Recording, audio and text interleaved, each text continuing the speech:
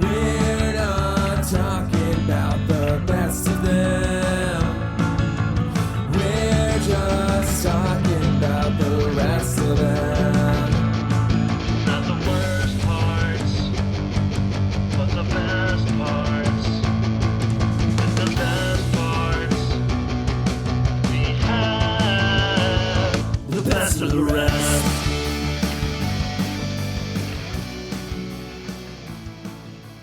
Hello, and it's always been about family. Welcome to Best of the Rest. My name is Chris Logan, and I'm joined as always by my co-ghost, Andrew Williams. Andrew, how are we doing today? You know.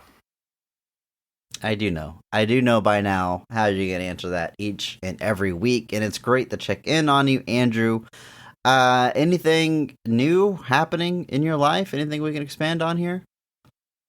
We can't just jump right into the movie we're going to talk about. That's not how podcasts work. Might have gotten a little bit of a promotion at work, moving up the ladder a little bit. That's pretty good. Hey, that's good. Don't want to dive too deep into it, but they say change breeds opportunity, and that seems to be the situation. So we'll see how that happens. Yeah, so that's pretty good. Now I just need some of my hockey teams to start winning, and things will look pretty good. Things are coming up, Williams. I had a shake up with my work as well, and Indeed. Get into that. We're not here to talk about our real jobs, but as part of the shakeup, I did something I honestly thought I would never do in my life. I bought a truck.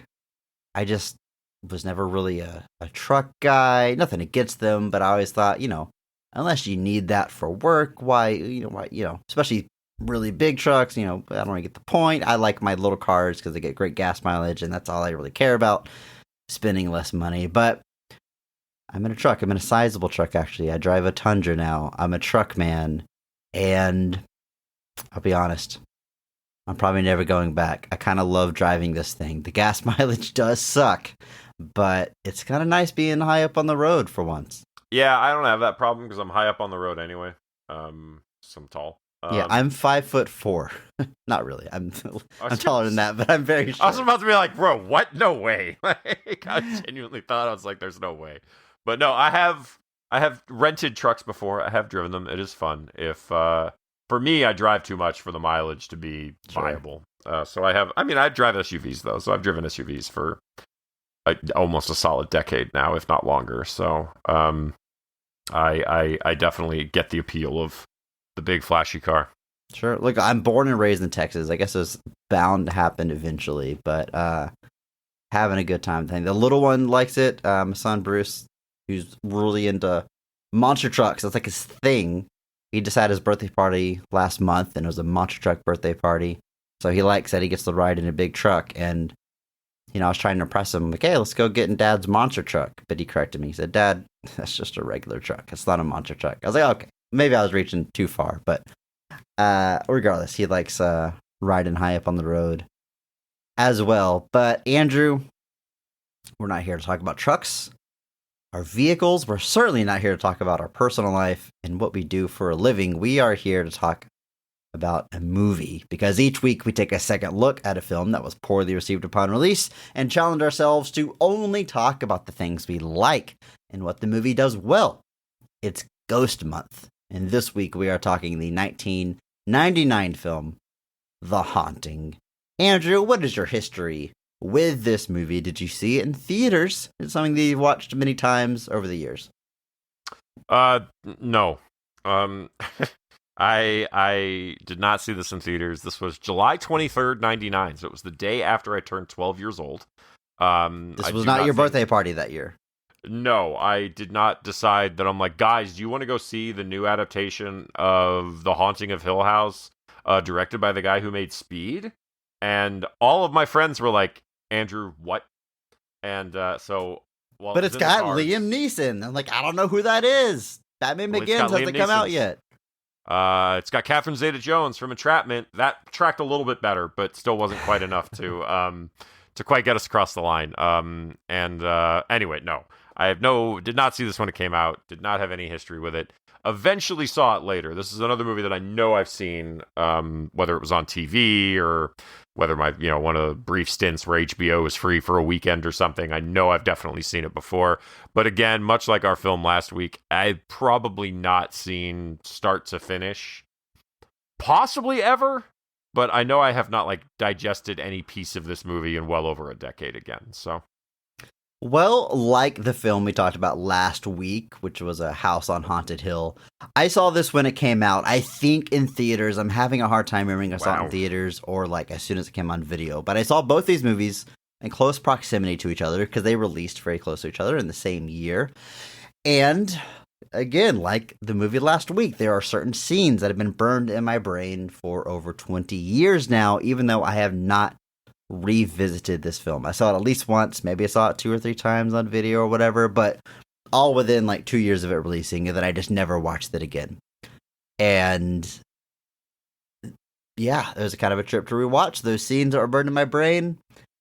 There they were, in their full glory, and I remember parts of the narrative in the story, but it was a trip going back to it, especially because what I am more familiar with, what I've seen more times and revisited over the years, is Scary Movie 2, which releases the year after this.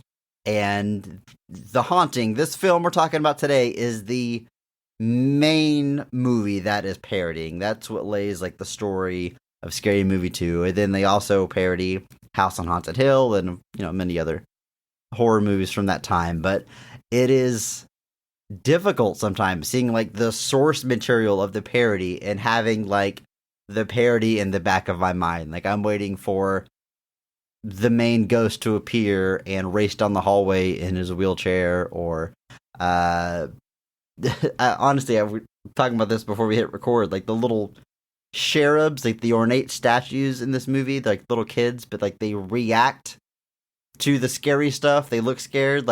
Scary Movie 2 also does that, and I was wild to see that. That's literally lifted right from this movie. So yeah, in my brain, just alongside, she arrives at the house and she does the big knocker on the door, and I think of Scary Movie 2, where the knocker is testicles and it moans when she knocks on the main door. It's hard to separate the two, the real thing and the parody. So it was a trip rewatching, but boy, a lot to talk about today, but let's set the stage first. The movie releases, as you said, Andrew, July 23rd of 1999, my favorite year in film, made on a budget of $80 million.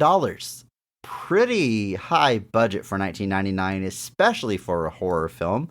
At the box office, it brings in $180 million. This does pretty well at the box office. With an $80 million budget, they probably wanted a bigger return, but regardless, a lot of people went to see this movie despite its negative reviews. Critically, it holds a 17% on Rotten Tomatoes, which is pretty tough. We've kind of established the baseline on the show. Below 20%, that's pretty hard to do. That's in critically panned territory, and that's where we sit. The audience score is not much higher. Not really big revisionist history with this, not a resurgent in popularity, although it is getting its nice prestige 4K release soon, so it's got to have some fans out there.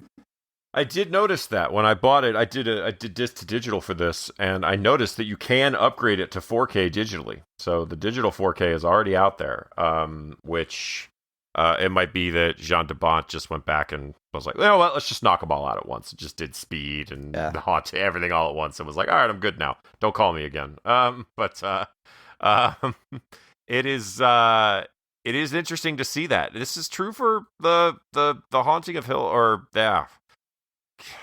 House on Haunted Hill. Again, that one had a much smaller budget, but had a return. So these movies, despite both of these having poor receptions, they made money, which just kind of ties into that age-old mindset that horror makes money. It's a pretty lucrative genre. I mean, you think about all the Friday the 13th movies, the micro budgets got to the point where even if all your, you make a movie so cheap that even if its entire theatrical run is only $10 million, you make sure you make money. So your movie costs $1 million, you got $1 million in marketing, makes $10 million. Boom. Gangbusters. I think Blair Witch Project is still the most profitable film, although Paranormal Activity might have eclipsed it. But both of those are made for like under $1 million.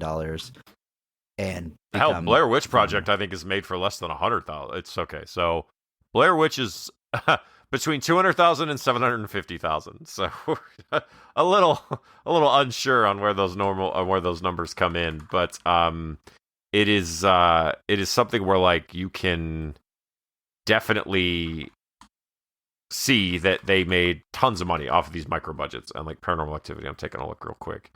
Paranormal Activity was $15,000 to film, and then the post was $200,000, so $215,000, and it makes $194 million.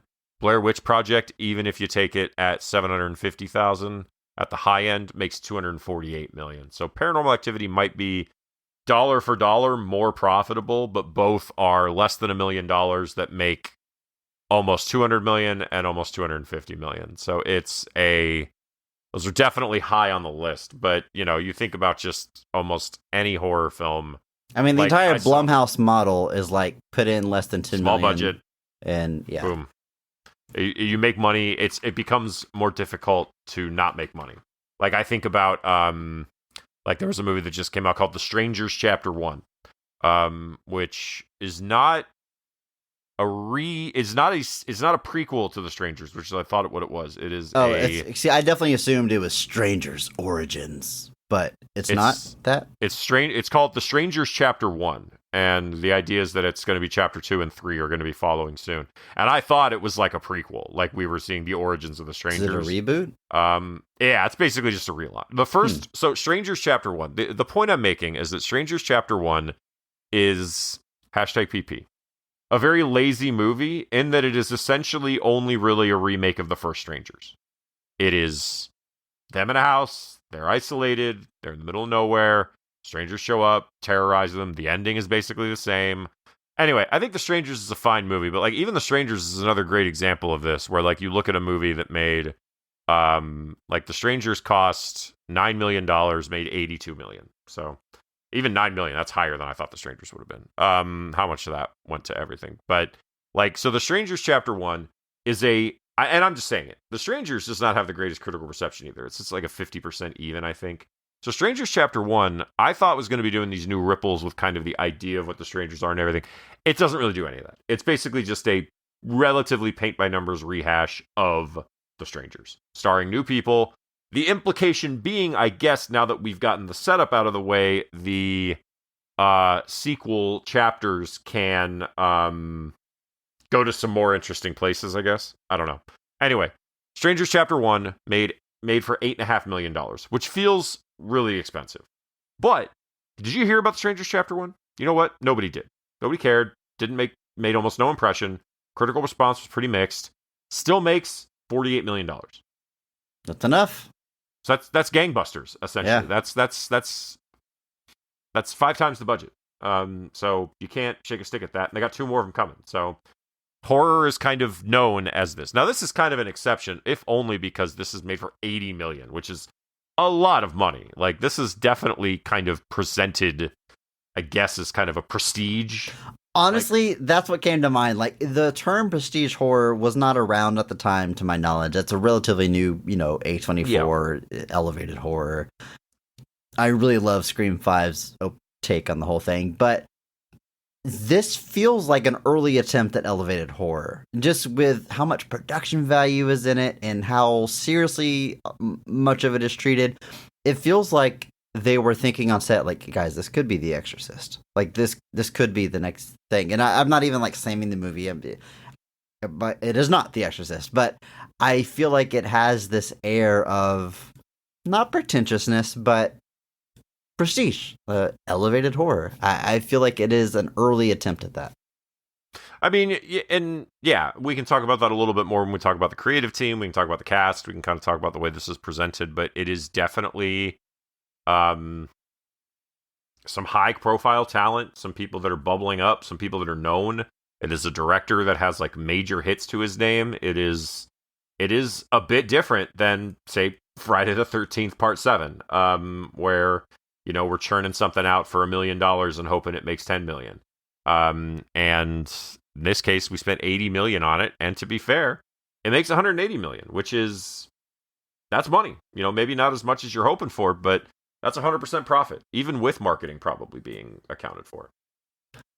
Andrew, just because you tripped over the title of this a second ago, and I'm not calling you out. It's very understandable. It's something in my brain, House on Haunted Hill and The Haunting, there's scenes that I wasn't sure which one they belong to. It's a very common problem, as noted on the Wikipedia page. At the very top of the Wikipedia page for The Haunting, there's a link that says, not to be confused with House on Haunted Hill, the 1999 movie. If you go to the page for The Haunting of Hill House, which is the novel that it's based on, you'll see that they also adapted this into a TV series called The Haunting of Hill House. On that Wikipedia page, it says not to be confused with The Haunting of Hell House. At the top of the Wikipedia page for the novel, it says not to be confused with House on Haunted Hill, The Haunting of Hell House, or The Legend of Hell House. There's clearly... This novel comes first as far as I can tell, and ever since then, people have really wanted to play in that sandbox to evoke the prestige of that novel, which, from what I can tell, is held in pretty high regard, and it's a reason that this adaptation we're talking about today has some pretty high-profile creative people behind it. Yeah. It's also noting that The Legend of Hell House is not actually based off of The Haunting of Hill House. It is based instead off of Hell House by Richard Matheson. So the idea of people staying in a haunted house and terrible things happening obviously is a trope as old as time. Sure. But yes, there are a great many books at play. There are a great many films and shows at play, and it is a little difficult to keep all of them straight at a certain point. This adaptation is written by David Self, who has a pretty fruitful long career in the world of screenwriting. A lot of script doctor stuff, some rewrite, sometimes gets credit, sometimes does not. But as far as some of his own scripts that make it to the finish line, you have this movie here, Road to Perdition, which is a movie I need great. to revisit. It's so good, but I haven't rewatched it, like literally like since it came out, but it's so good. It's like the darkest role Tom Hanks has ever done, perhaps. I mean, it's got a lot of stuff going for it. Very good comic book adaptation. That's fun trivia. I think everybody knows that it's actually based on a DC comic. He also writes The Wolfman, the Benicio del Toro version of that, which I remember coming out, but I never saw. But regardless, a few high-profile titles to his name. Yeah. And like you said, got some script doctor work in there as well. A lot of stuff that hasn't quite gotten to the finish line yet, and some stuff that may never get to the finish line. It's the nature of how it goes sometimes. But yeah, Scripts get stuck in developmental hell house all the time. Well, nice. Anyway, it's actually interesting because this film kind of originates as a collaboration between Steven Spielberg and Stephen King. The Stevens, which is coming together at last. Even Steven. It could have been a thing back then. Even Steven Productions. They were interested in making a haunted house film. They agreed that Robert Wise's version of The Haunting was like a benchmark of like cinematic haunted houses. And I just want to set up here. There's a novel in 1959 by Shirley Jackson. That's The Haunting of Hill House. There's a 1963 adaptation called The Haunting, which is what you just referenced. And then we have this one in 1999, which I think last week I referred to this as a remake, but it's technically a readaptation. It's just based on the same source material if you want to get. But it definitely takes influence from that 63 movie too. So call it what you want. And so they actually used the film as kind of their primary source, which obviously was just an adaptation of Shirley Jackson's novel, which is fantastic, by the way. Shirley Jackson's The Haunting of Hill House is a fantastic book. It's a great horror novel, one of the best. Shirley Jackson is kind of tough to go wrong with almost at any time. We've Always Lived in the Castle, The Lottery, any of them. It's going to be a good time. But Spielberg and King kind of ran into creative differences, and ultimately they kind of split. One spells their name V, one spells it PH, and they just couldn't settle it. And they just you can't figure that out. And I get it. It's I run into that problem with other people named Andrew all the time. Andrew with a PH. Yeah, it's silent. But Andrew. it's Andrew. Anyway, so Stephen King ultimately leaves and actually retools his rendition of the material into a miniseries called Rose Red, which actually became like a kind of a mini franchise for television. There's 3 episodes of the show. They do like a tie-in novel that Stephen King somehow doesn't write. And then they actually do like an adaptation of that prequel novel. So they kind of made a whole thing of it. Curious to check that out. Obviously, as we established before we started recording, Stephen King's creative output on the film side of things can be a little uneven. But I'm still curious how that turns out. So Spielberg pushes forward with it, and then he commissions David Self to write this screenplay. Hang on here, because this little wrinkle I find very interesting. Steven Spielberg's at the helm, and he decides he's not going to direct it. And he tells the director we do get here, Jan de Bont, who previously directed Speed, Twister. He says, "Why don't you take care of this, and I'll take that movie that you're attached to, and I'll direct that instead." A little movie called Minority Report. So that's so weird. Steven Spielberg says, "I'll jump on this grenade. I'll direct Minority Report. You handle the haunting, very prestige horror." And like, I'm not saying anything underhanded happened. I was trying to get as many different views and people's take on how that exactly went down, and I couldn't find anything too editorialized. Very cut and dry. Just that they kind of made that swap, and it's. I've never seen Jan de Bont be like, "I got screwed over." Obviously, Jan de Bont's Minority Report would have been nothing like what we got with Steven Spielberg. It's hard to say if that would have what that would have been, but you can't help but wonder, especially when you look at Jan de Bont's filmography after this, if it would have been a different road had he been at the helm of Minority Report. Yeah, it would have been interesting. And de Bont was another one who, when he came on board, was kind of interested in making sure it was not just a remake and wanted to kind of go back to the book for interesting results. But yeah, so anyway, you end up basically with 2 different sort of versions of Haunting of Hill House out. And to be fair, the Stephen King one takes a few years after this to come out, but still, I just think it's interesting that Stephen King apparently cared enough about the version he made that he still wanted to see it through. So, interesting. But, yeah. Wild. Jan de Bont, as we mentioned, is coming off some pretty big hits with Speed and Twister. I guess Speed 2 Cruise Control had already come out, which doesn't fare as well, but still, he's on fire in the 90s, and seems like a good fit for The Haunting. However, after this, he would direct Lara Croft Tomb Raider, The Cradle of Life. Man, talk about bad titles. It's just the fact that they insist on using a colon, Lara Croft, Tomb Raider, so that when they add the subtitle for the sequel, it becomes Lara Croft, Tomb Raider, The Cradle of Life. Too much going on. Simplify it. And I'm sure we'll cover that in our next video game month. But he does that in 2003 and has not directed a movie since. Sort of that, what have you done for me lately mentality of Hollywood, that despite having those huge hits early on, got a few that underperform and you get put in jail.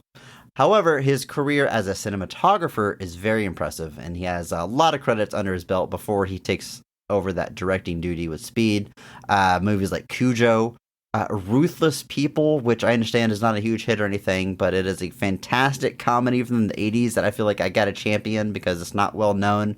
An early Abrams and Zucker film that I highly, highly recommend. Great cast, very funny. He's a cinematographer on a little movie called Die Hard, Lethal Weapon 3, Basic Instinct. I mean, he has got some big movies under his belt as the cinematographer. Guy definitely has an eye. Yeah, absolutely. And yeah, it's interesting that he's not really done anything since. You know, even some directors that don't have a lot of success still end up making something, and he really hasn't. And it might be that just the returns on Speed, Twister, and Speed 2 were enough that he didn't really need to worry about it. And hey, Good for him. Good for him. Andrew, I think it's time we talk about this film, the 1999 movie, The Haunting, all the positives, everything that we like. Are you ready? Yes.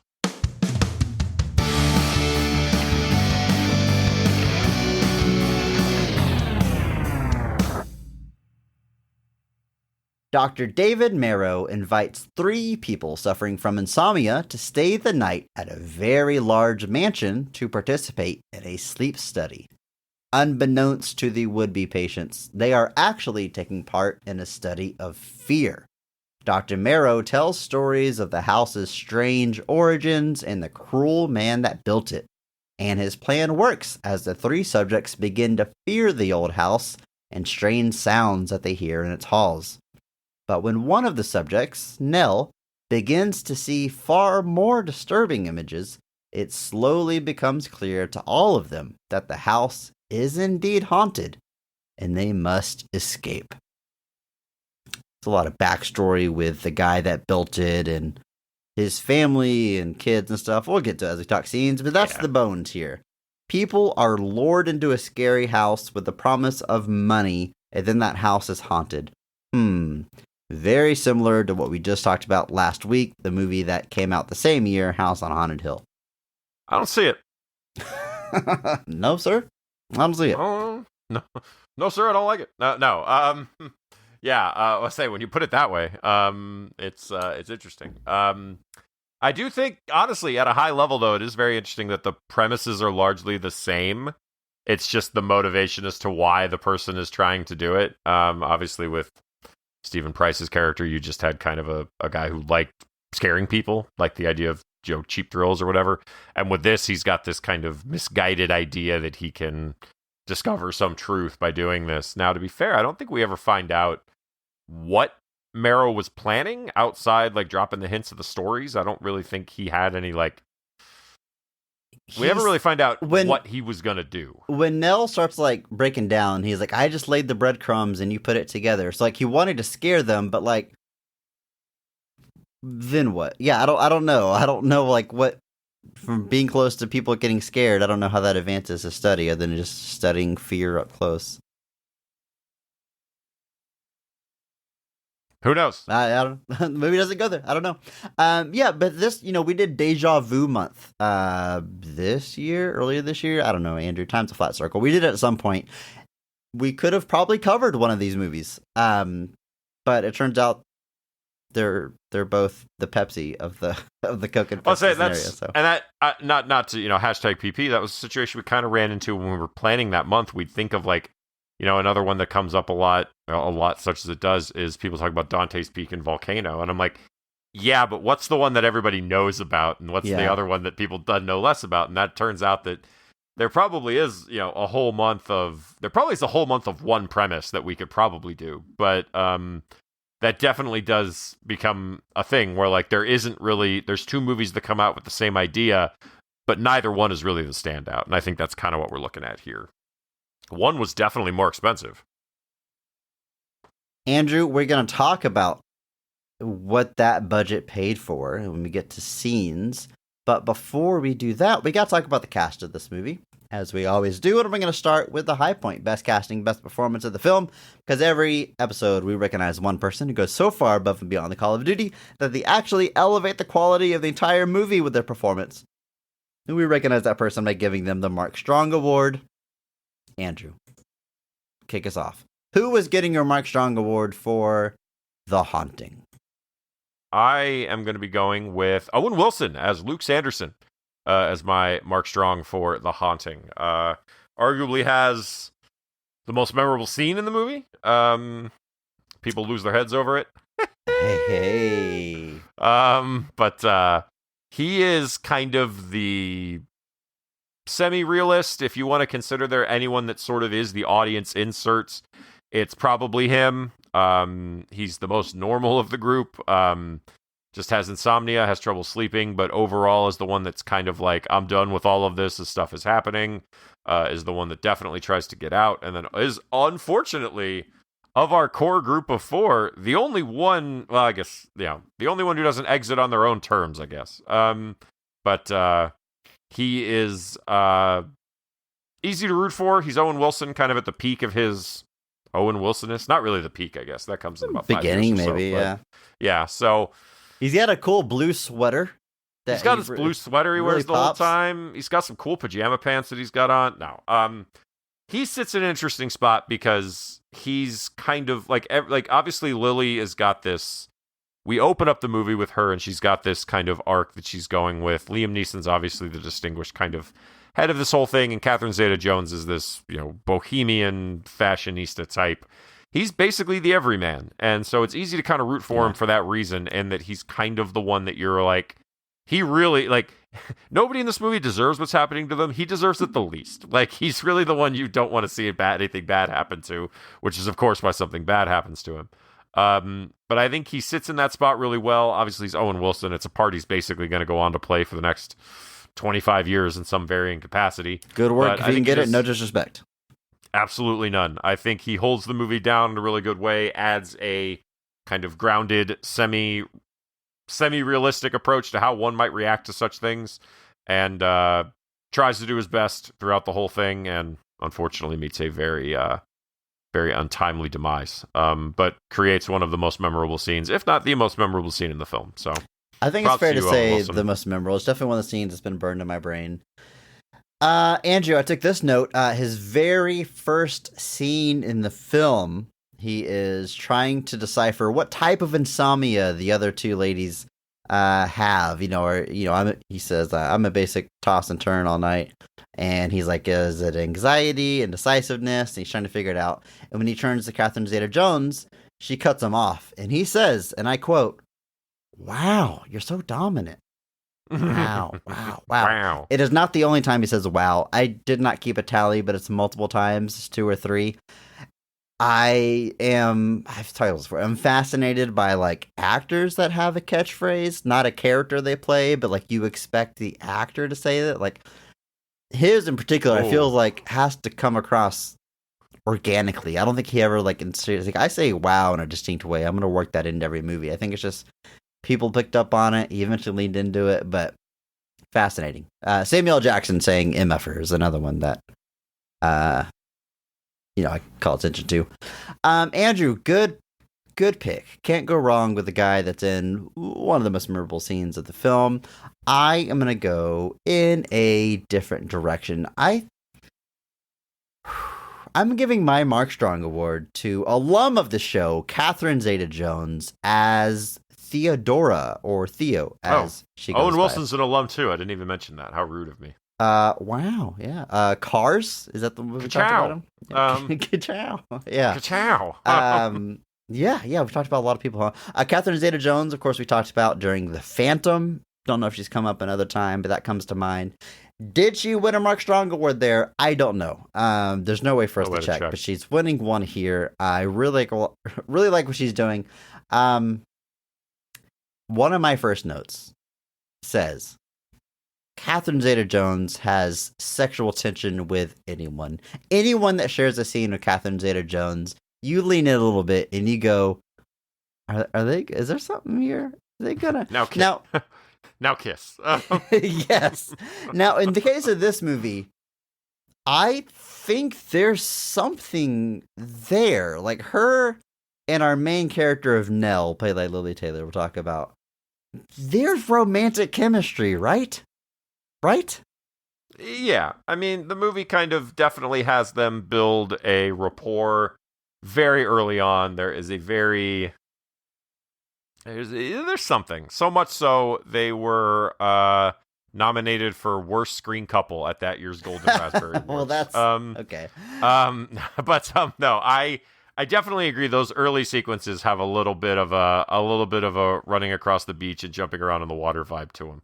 Yes, I mean, Catherine Zeta-Jones, casually mentioned, she has a boyfriend and a girlfriend. She's kind of changing, and Nell turns around to give her some privacy, but there's a mirror there where she can still see her. And then there's tension. They share rooms that are connected by a bathroom. They run through the halls together. There's a moment where something.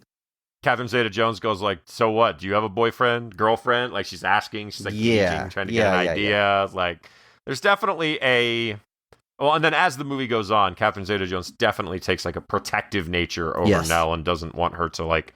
Obviously, she knows she's distressed and she knows she's suffering from something. And is like, we need to get her out of here and stuff like that. So, which to be fair, Owen Wilson also does have to a degree as well. Like when he's like, we need to get her to an actual doctor, and Liam Neeson's like, not till the morning, and he's like, oh, that's real compassionate. Like, so, but Catherine Zeta-Jones, yeah, there's definitely something there. I tried to look into it. I saw it's probably worth repeating because it was like IMDb trivia claimed there was actually a sex scene between the two that was cut, but that's the only source I have for it, so that's probably not true. There was an article that was like calling them like the queer romance that never was, just acknowledging that all the seeds are planted, but there's no payoff to it. I don't know if there was some script where they leaned more into it, because this movie does have a lot of reshoots. The ending has changed, which is another thing I had a hard time finding a lot of info on, like what exactly was that original ending.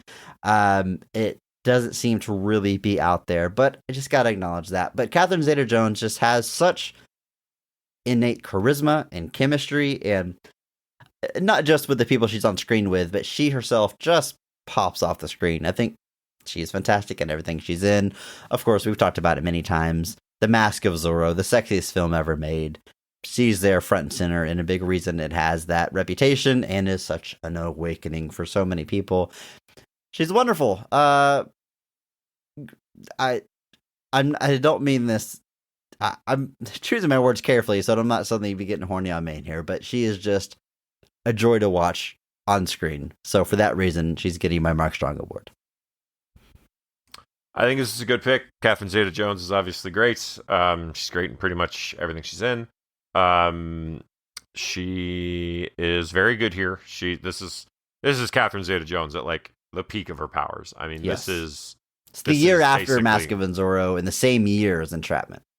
Yeah, so like she is firmly in my brain in a very different way than Famke Janssen is. I want to clarify this. But You're not scared of Catherine Zeta-Jones? Not as much. I'm still afraid that she could. I'm not afraid. I think she could still definitely like beat me up, but like maybe I'm okay with that. We'll find out. No, we won't. We'll never find that out. Anyway, I think she's really good here.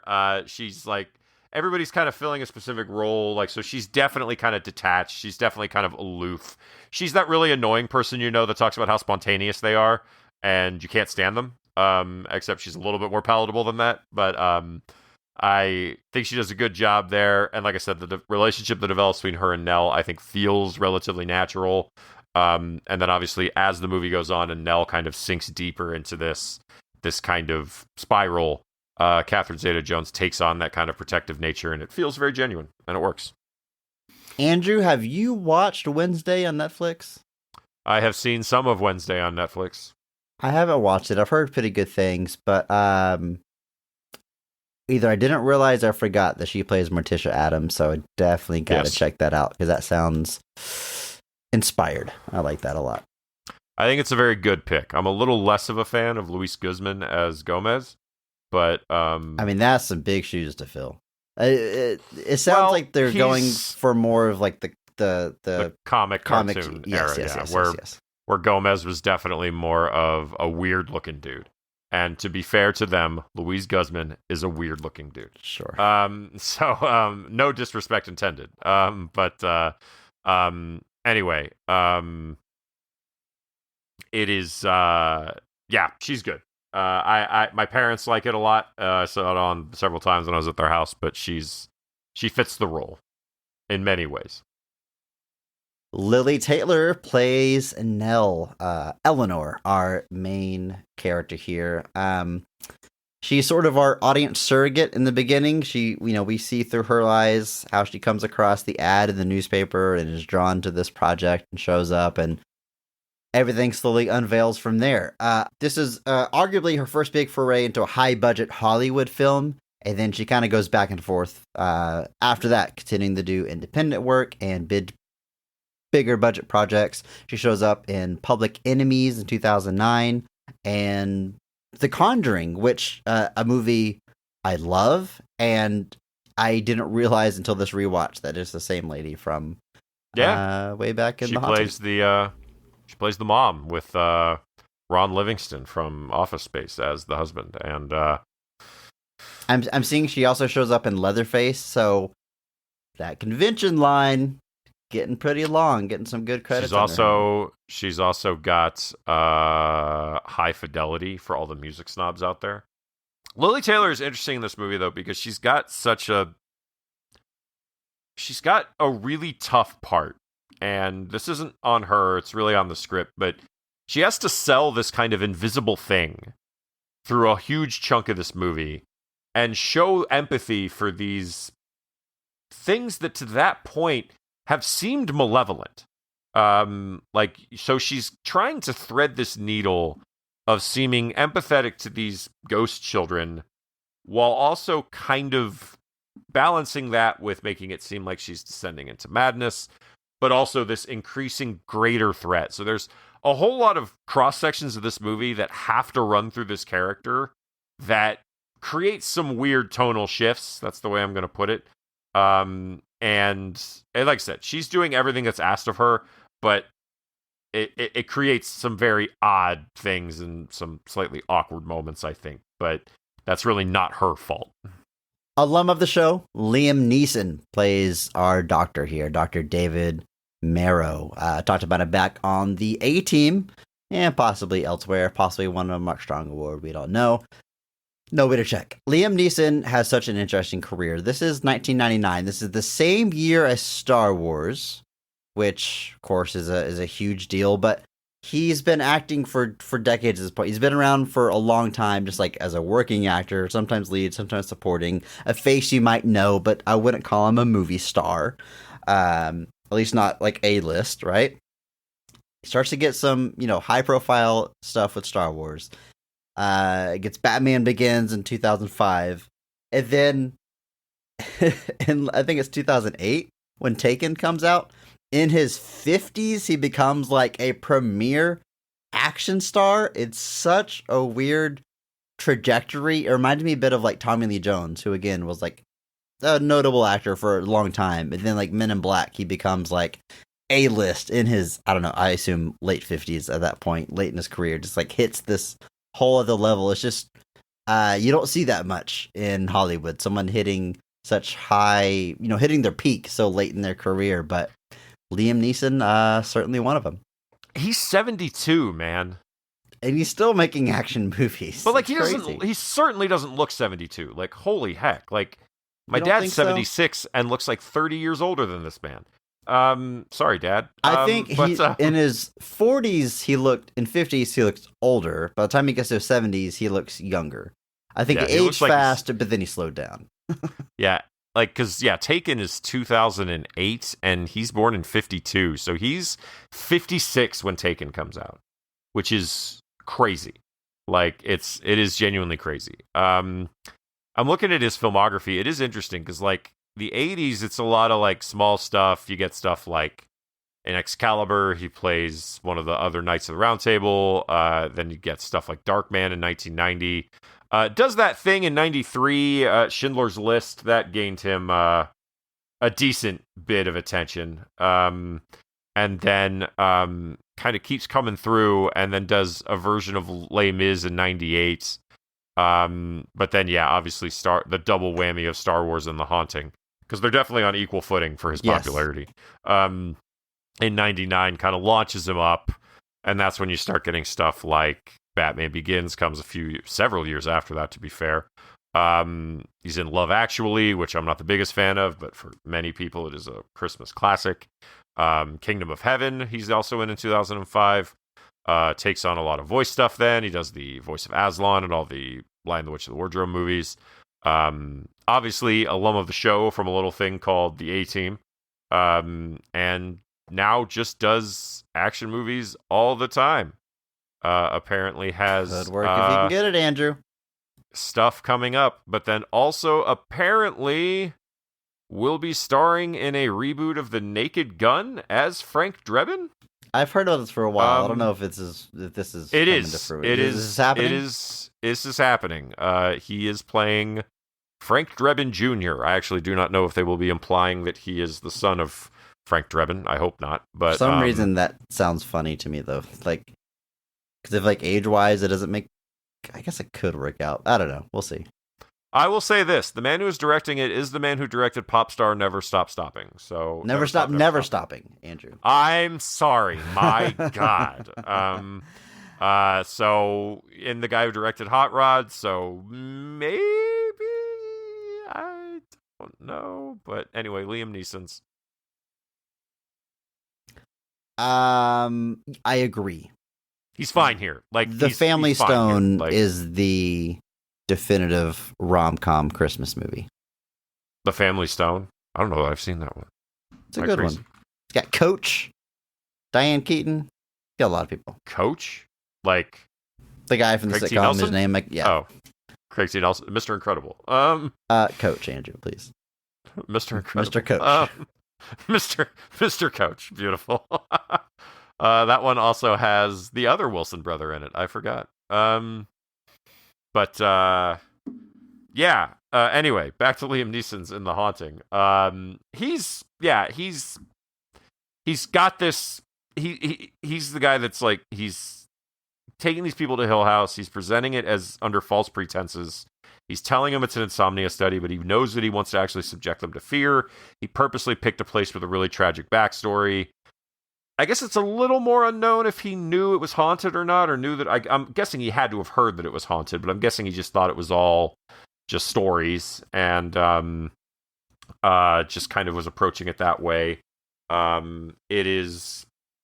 And then over the course of the film, he is forced to reckon with the realization that this place is indeed haunted, and you can tell that he's kind of struggling with that until a giant stone hand pulls him into a puddle of water. And I tell you what, I'll believe after that too.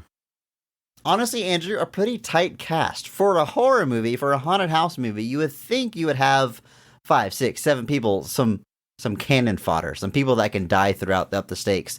We just have these 4 main characters locked in the house, and I guess technically 2 of them die, but really there's only 1 big death, and it happens pretty late in the movie. It's mostly just scares. But can I shout out some people real quick? You were getting there. My mistake. This week I'm agreeing worthy of a shout out. I'll shout out one of them. If you want to do more, you can. But okay. Pretty notable actor plays a pretty small part in this movie. The groundskeeper for this mansion, for this estate, is Bruce Dern. The absolute veteran of the screen, been in a million things. Very distinct looking man, especially in his older age, with this wily Albert Einstein-esque hair. Can turn on the creep factor pretty well. He's sort of like they make fun of this trope in Cabin in the Woods, the ominous person that warns you of danger up ahead. Friday the 13th has it. Pet Cemetery has it. Just usually an older gentleman that's like, you don't want any part of this. Some crazy stuff happened here. He plays that role. He's the creepy person that's unnecessarily like rude to the people that show up here. You see him at the beginning of the movie. You see him at the end when he comes back to unlock the gate. Bruce Dern, excellent, effective in his small role. He's got just a few lines of dialogue. He's sarcastic and cynical through all of them. Like, she comes up and she's like, is Mrs. Dudley in the house? And he's just like, what do you think? Like, like he just literally has no time for any of these people. And it is great. A couple others that I did want to shout out even quicker, just because they're not as memorable as Bruce Dern is. First off, Virginia Madsen shows up as Eleanor's sister in one scene at the beginning of this film. She is an alum of the show, quite literally from just a few weeks ago on Highlander 2. Also notable for being the lead in the film Candyman, and just seemed so odd to me that she was in a single scene, and that is it. A single scene where she's pretty mean to her sister, and is pretty awful to her, and literally offers to pay her sister to be her nanny, basically, and... woof. Anyway. And then the one other one I wanted to shout out was actually Mrs. Dudley, played by Marianne Seldes, who, just a legendary actor of the screen, has appeared on endless things from the late 50s well into the 2010s. But the odd thing that I knew her face from, and this is going to be very, very strange, I promise you, is I remembered her as the old lady neighbor from Home Alone 3. Wow.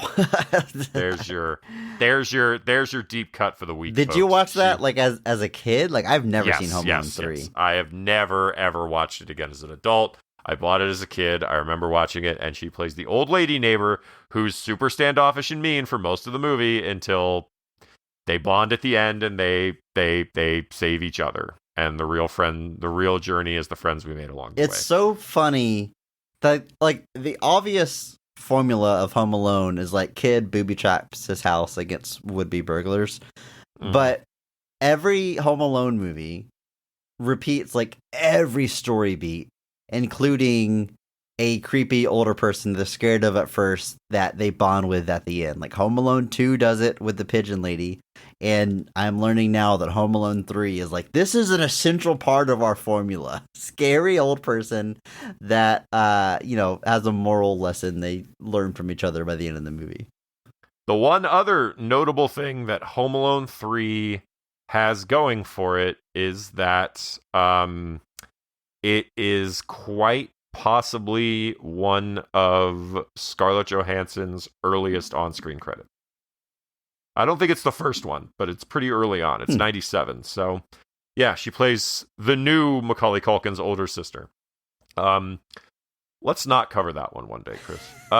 Let's just do that. Anyway, just weird fun trivia, but like I said, otherwise our 4 characters are basically it. There's some unknown guy, some relatively unknown person does some of the voices for Hugh Crane, but otherwise, once the 4 people are locked in the house, that's it, really.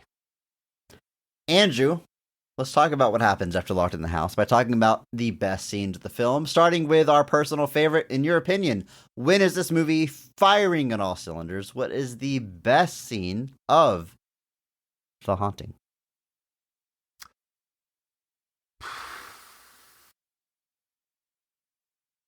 I've alluded to it earlier. I got to go with, it's got to be Owen Wilson's death. It's got to be it. It's got to be it. I'm agreeing with you. Yep. Jumps out. That's the scene that sticks in your head. It's the scene you can't get enough of. And my brain, I saw somebody mention that they were like Owen Wilson in the fireplace, and I was like, what happened? I couldn't remember. And part of my brain thought he got like sucked into the fireplace and became one of the faces. And I'm guessing I saw that in something else. So there's some other movie where somebody gets sucked into something and becomes part of it. I'm probably thinking of Twin Peaks. But but anyway, he fought, like they do the whole big thing where they show the big flu, which is this giant stone lion head, fly through earlier in the film. He flies into the fireplace towards the end of the film. You know what's coming. Yep. You know it's happening. You're mad that he doesn't know. You're screaming at the screen, hey man, you know what's coming. They're all screaming at him to get out because they know what's coming. And then it happens, and the giant stone lion head falls and knocks his head clean off, decapitates the man. His head rolls out, and then all of the bones and everything buried in the ash tray of the fireplace explode into the room. It's very gnarly. It's very cool, and it's pretty awesome. This is when the movie is going hard. Like we mentioned earlier, this is almost like an early elevated horror type thing. Like it's more about the spookiness, the atmosphere, the story, the lore. But here, like straight up a rug, drags him across the floor, throws him in the fireplace, gets decapitated. There's like a half-second shot of his head getting knocked off and his headless body falling to the ground. Like it's not gory, but it's giving you all the pieces that you can put it together. Like I said, you know what's coming, so it builds that dread. It's really well done. I wish there was more kills like this in the movie. I think it would be better for it. But the one that we get, they knock it out of the park, like Owen Wilson's head.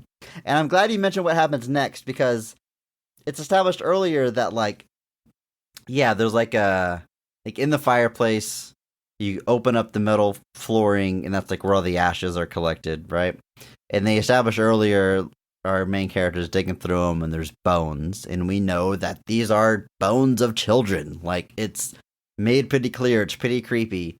After Owen Wilson is killed, that floor opens up, and the house spews bones of children across the room.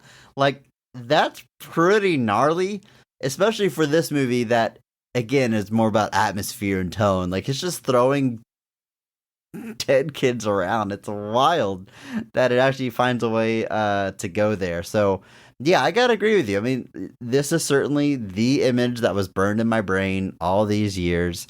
I don't even think there's a parody of this scene in Scary Movie 2 that I can think of. So it stands alone, like untainted. This memory of Owen Wilson getting decapitated. It's good stuff. I mean, you think about it this way, Chris. There is no heavy metal album called Bones of the Children for a reason. It is just not a place that you want to go. It's not something that people want to embrace. It's like whoa. Bones of the Damned, okay, but we can't. No Bones of the Children. This the bridge too far. So it's definitely memorable for that reason. Definitely stands out. And yeah, I mean, it's not that long, but this is basically when the house has turned on them, essentially. It's not going to let them go. We've just seen the sequence where they're trying to break through the windows, and the windows are all like, no, this chair is mine now. Dude, okay, we got to talk about some scenes of this movie that, oh, man. look, hashtag PP, I'm not trying to rag on the movie, but there's like comical scenes of the movie, and I don't know if it's intended, I'm not trying to make fun of it, but when they are smashing out the windows with chairs, and then the chair just gets sucked into the window, and then they can't pull it back out. They're like tug of war with the house. It's funny. so... That's it's funny. funny. It's very funny. And they're all trying to play it so seriously, too, which just makes it all the fun. Like, Liam Neeson wrestling with a chair against a window is just one of the funniest images in my I can't head. grab Like, another chair. Like, I need this chair to continue breaking. Give it back. It's mine. Mom. Yeah, it goes pretty crazy at the end there. There's this griffin, the statue griffin that like, comes to life, and then I don't know what in my head, she's hitting it with an umbrella. It's some kind of stick, just whacking its head. And it's like, I don't know what it's going for. Surely this isn't supposed to be scary, like a fight with a statue, but it's fun, if nothing else. But most of the movie is, again, about atmosphere and tone. I think it does a pretty good job easing into it. Like that, as night sets in, they're locked in. It's just creepy sounds. It's an old house creeping. It's screaming across the hall. Loud banging on the doors. I mean, I guess it's a good time to talk about this house, which is mostly a set. Which is damn impressive because everything is like sculpted statues, ornate. Like there's no like flat surface. Like the architecture is wild. All the doors are 20 feet tall. Like, I would never want to live in a place like this, but it's beautiful to look at. And if there's, going back to the reviews, even the negative reviews always made it a point to be like, it's a very good looking film, which makes sense when you have, a longtime cinematographer as your director. If nothing else, they're going to make sure that it is interesting to look at, and it is very much so throughout its runtime. And the sets were designed by Eugenio Zanetti, who won an Academy Award in '95 for a film called Restoration, which is a movie set during King Charles II's service.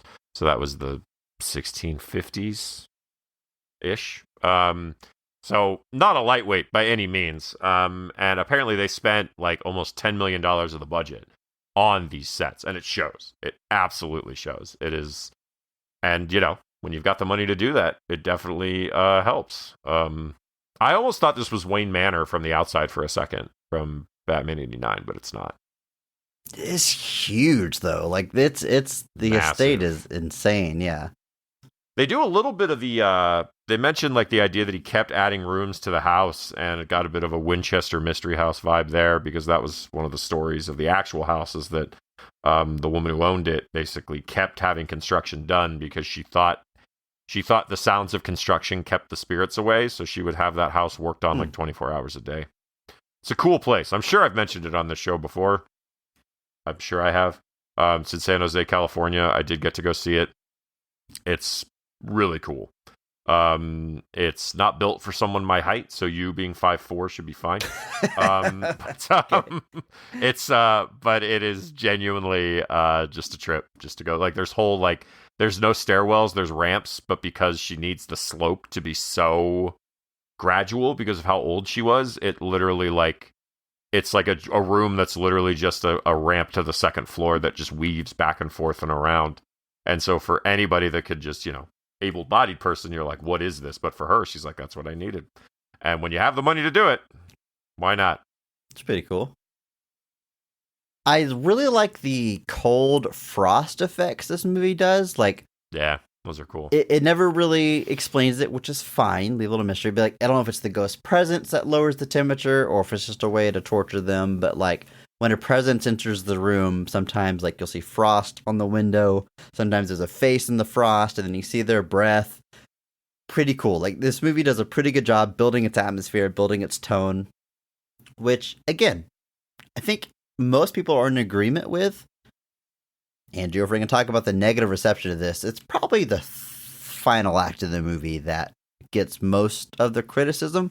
Again, not too dissimilar from the film we talked about last week, House on Haunted Hill, which released the same year. Yeah, similar. Again, odd how the parallels work there. That up to a certain point, it's definitely. I think I mentioned this to you before we recorded. The build is very different and the style is very different, but it follows a similar vibe. The first 2/3 of this movie, obviously playing a lot more in that kind of gothic horror vibe of we're doing a slow build with kind of deliberate intense moments peppered throughout. Otherwise, it's meant to be this building crescendo of ideas set in this kind of ornate house, just a very classic. You think of a movie like The Haunting, it takes a very similar approach. Whereas House on Haunted Hill is obviously going for a much darker, grimier environment that's definitely kind of taking a different build that's not really a slow burn. There's a lot more intense stuff, but both kind of culminate in this insane third act where in both instances the houses basically come alive. In varying different ways. It's very the climax is a end to the story, which I don't know if that's what people are invested in, is the lore. I think they're invested in the scares and the kills. But and I want to go through the end of this movie and then ask you about the book because you said you've read it, and I'm curious how much this differs. The big climax to this is she says she is not afraid of. What's his name? Kane, the guy that built the house and killed all the kills. Hugh Crane. And she found out that he had a second wife who had a child, and she's the descendant of his second wife. So she's family. And she feels a kinship with all of the children that he used as child labor and then killed and burned their bodies. And they've been calling out to her since she's been there. So she finally faces him head on. She says, it's about family. It's always been about family. It's about Carolyn and the children from the mills so you could hear their voices. Family. They're my family, Grandpa, and I've come home. You go to hell. And he gets dragged into the house. The doors they set up where it's judgment. He ends up going to hell, but she escapes hell because the children save her, and her ghost and all the children's ghosts swirl through the air and ascend to heaven. Wild. Wild climax. But, Andrew, is this from the book, this familial connection and freeing children's ghosts to go to heaven? Is that from the source material or just something new? No, it's not in the source material. The source material is much more... You do get a history of the house and kind of what the general history was, and there's a lot of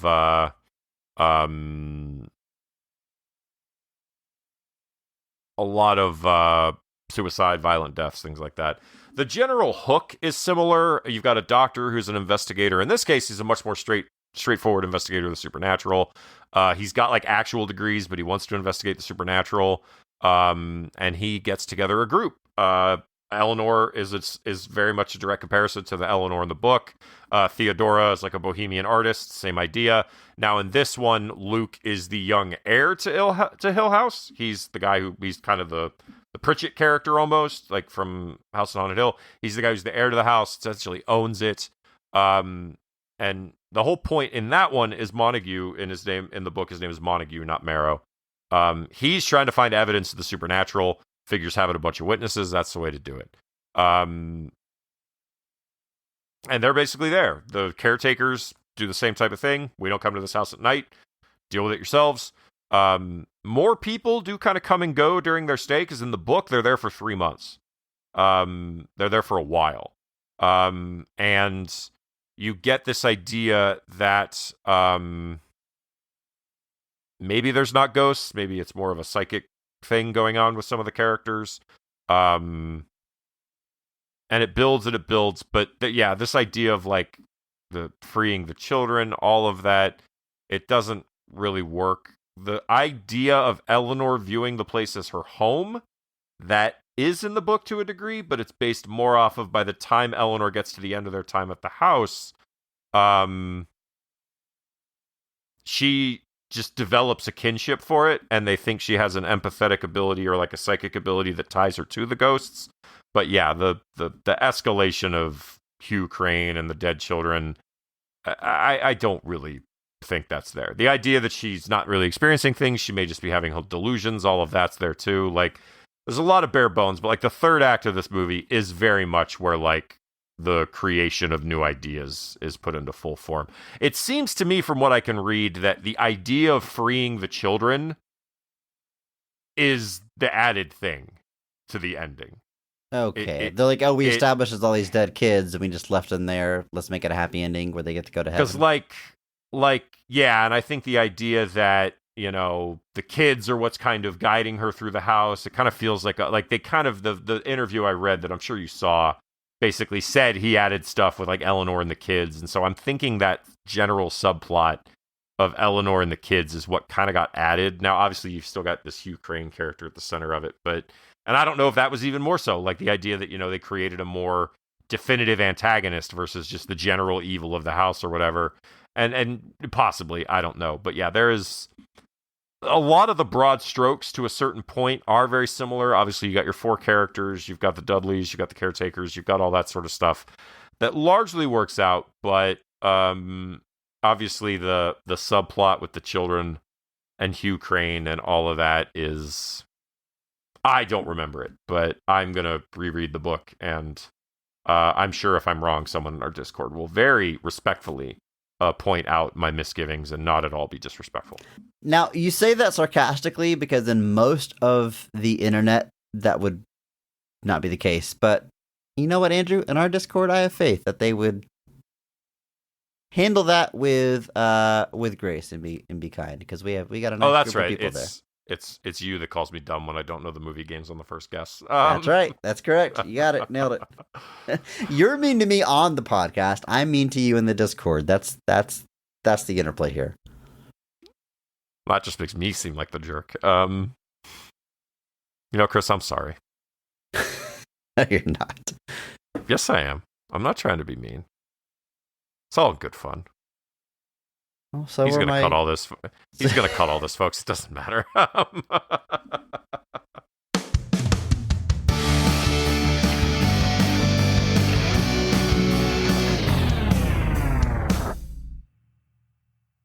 2 movies down in Ghost Month, spooky season, and next week, yet another remake, Andrew. Next week is 13 Ghosts, and a theme that's kind of running through most of this month is like, these are movies I did see once upon a time, never revisited, don't remember too clearly, but certain scenes stand out. 13 Ghosts, I remember enjoying. I'm so excited to go revisit this. I remember it being a lot of fun, and I remember when I finally saw Cabin in the Woods, it reminded me of 13 Ghosts, sort of just having fun with the horror genre. How much of this is going to be true? I don't know. Come back next week. But the scene with like the sliding door still stuck in my brain. We'll talk about I don't know what any of that week. means. You have not seen 13 Ghosts, is that correct? I don't know that I have ever seen 13 Ghosts. All right. I don't know that I have. So I am excited to do that. It can be and if I wait long enough, it can be part of my it can be part of my October Halloween viewing. And that will be pretty cool. Now the question is, do I own the original 13 Ghosts, which I'm guessing I don't. So. Well, Andrew, while you dig through your library and figure that out, it's time for our question of the week. And if you want to leave us a question for a future episode, you can do that. All you have to do is hop into our Discord server. If you haven't joined us already, what are you waiting for? There's a link in your show notes, whatever podcast app you're using. Go to this episode's show notes and boom, right there, invite to our Discord. Come and join us and leave us good questions, just like Groffles has done. Here's what they write, Andrew. Do you think it makes sense for a new driver to start, stop, accelerate, brake constantly while learning to drive in a movie? To me, it makes no sense because aside from my own understanding of a vehicle, learning to drive, the vehicle mechanics aren't there that inherently explain this. It would make more sense for someone to brake to get out of gear and then accelerate way too fast before slamming on the brakes. Although I do know this is because I know how to drive automatic and most start-stop are on manuals. But come on, how many manual vehicles are in common use these days?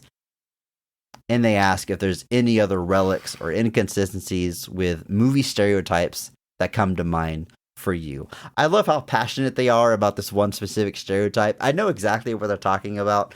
When it's like a teen driver or like an adult and they're like, oh, you've never driven before? And you see them behind the wheel for the first time. There's always that shot of them literally going like 2 feet, slamming on the brakes. Accelerate, stop. And the car just rocks slowly. I gotta agree. I don't think that's realistically what someone's first experience would be in a car. For one, even if you've never driven, you've been in a vehicle. You know the basic idea. You know you don't slam on one pedal to the other. It's definitely heightened for film.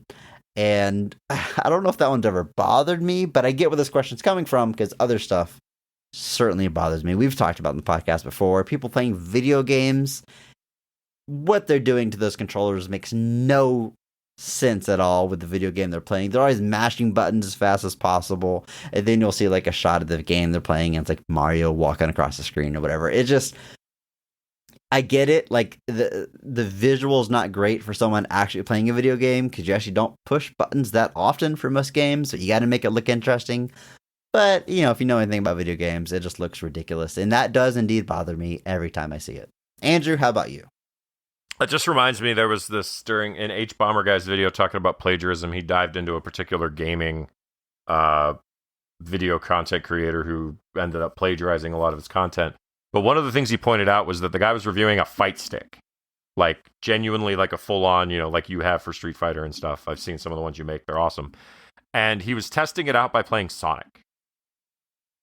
And it was one of, you know, he pointed out that like at the moment nobody said anything, but it's one of the most biggest self-tells you could basically do of like exposing that you have no idea what any of this is actually for, because Correct. Why would you test a fight stick on Sonic? Anyway, I have two examples coming to mind. One is semi-adjacent to the video games. It's almost any computer thing ever. Like, oh, let me get in some good movies. ASMR here. Here we go. Like that? Using a He's keyboard in. like that? But yeah, but I'm then in. followed by I'm in. Like, and obviously that's kind of a trope, but like the idea one of hacking being that easy or that flawless or that seamless, it's not. But like any computer thing, people are And like, even- they just type away to keyboard. And I'm like, when I'm doing things on a computer, I'm almost never typing that quickly. I'm almost always just clicking on a bunch of stuff and then typing in a password occasionally. And they Like, it's drop never jargon that like you don't need much internet or computer knowledge to know. It's like, all right, I'm bypassing the firewall, and if the Ethernet can just upload to, and it's like you're just saying words. Like this is Like, this like, is nothing. literally, that's like word salad of like all the computer terms you thought of, or like they'll be like the TCP/IP packets are dropping. I got to increase the connection. We're losing signal, and it's like, yeah, your internet's dying. Just say that. That's all it means. So I always get annoyed with computer stuff in that regard, just because it's never realistic. Hacking, especially like hackers, it's a fun movie, but it's infuriating because like it doesn't work this way. It does not work that way. The other one that comes to mind is a lot of people playing instruments in movies. Mm-hmm. This is something like obviously you occasionally get something like say Crossroads or That Thing You Do, where there is actual work being put into the performance and actually making it look like these people are playing the instruments. Whiplash. Like in the case of Whiplash, another good example. Like in That Thing You Do, the people in the band learned to play the song in the movie so that when they were playing it on screen, they were actually playing it because it wasn't a difficult song to learn. Obviously, something like Crossroads, Ralph Macchio took guitar lessons so that even if he wasn't actually playing all the stuff, Ralph Macchio. Not the Britney Spears movie, Crossroads. Why? Oh, Why would it okay. be? Sorry, why would it be that?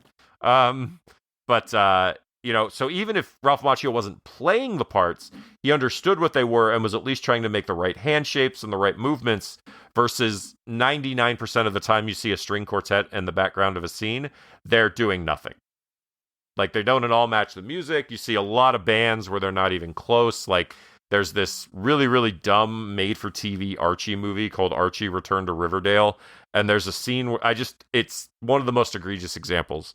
They go up to play a song because the Archies was made up of the people in Archie. And they play Jingle Jangle, because you used to be able to name a song that with nobody laughing at you. But they play it, and first off, it's an electronic drum part that the guy is playing at like an acoustic drum set. Like, he just starts playing an electronic drum set. I was like, nope.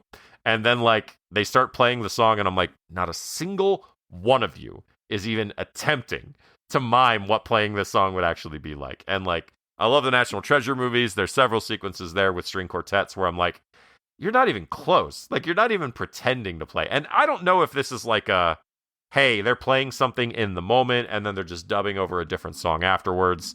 In the case of the string quartets, that's very possible that like they're just shooting them. They're playing whatever. They're actually playing something.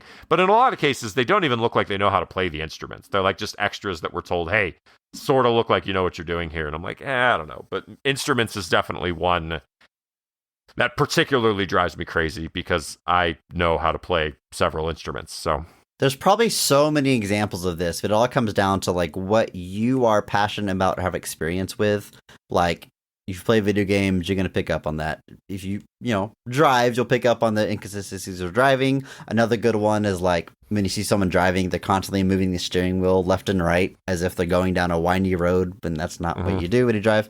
You playing instruments, that's going to stand out to you. I know a lot of people hate guns in movies, whether it's reloading or how they fire or how big the clip is. I'm not a gun guy. I'm usually not catching those things, but there's plenty of like YouTube breakdowns of like how wrong movies get guns if you are at all familiar with guns. So the more you know, the more movies will bother you, I guess is what I'm getting at. But I really enjoy that question. If you want to weigh in onto movie tropes that really get under your skin, let us know. In fact, we have a brand new channel in the Discord for exactly this, discussing the question of the week. If you want to chime in and answer, there's the question of the week discussion channel, because some people started having conversations in my question of the week channel, and it makes it really confusing to find the actual question. So we made a whole channel for you just to answer these questions yourself. So what trope in movies is always going to bother you? Let us know in that Discord. Come back next week as we discuss 13 Ghosts as Ghost Month continues. And of course, remember that maybe not every movie is great, but all movies have greatness. Thank you to Mark Benavides for singing our theme song. Check him out on Instagram at NotThatMarkAnthony. And thanks to Mitch for the music. You can follow him on Twitter at I'm a Biggie Boy, and check our show notes for the SoundCloud link. Check out our store on TeePublic for some Best of the Rest merch. And if you enjoyed this episode, please share it with a friend. That's the only way that we grow. Follow us on social media at BOTRcast. Thank you.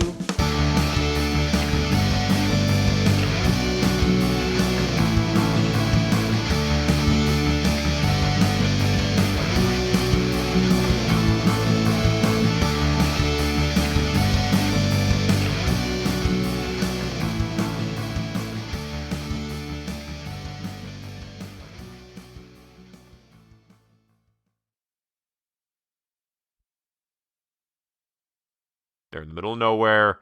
Strangers show up, terrorize them. The ending is basically the same. It's got to Like- be better though, because Jared Leto's not in it. Is Jared Leto in The Strangers? I thought so. Are you Not- implying that Jared Leto is the lead of The Strangers? Because if that's the case, you're wrong. It's Scott Speedman. Strangers? Damn it! I thought Jared Leto was in it. I got to cut my joke now. Why do I No, think he was your in it? shame needs to be felt. I was very confused because I know there's I like was Glenn so Howard and happy to dunk on Jared Leto because he's the one person we're allowed to dunk on. because Glenn I- Howerton from Always Sunny is like got a cameo in it too. I Like, googled randomly. The Strangers cast Jared Leto, and the stupid ass AI overview says Jared Leto is not in the cast of The Strangers. Hey, even it knows. Even it knows. Oh, now your Google's talking to you. Anyway, I'm glad we avoided that. I'm hiding Anyway, my I think shame in the post credits. that's fine.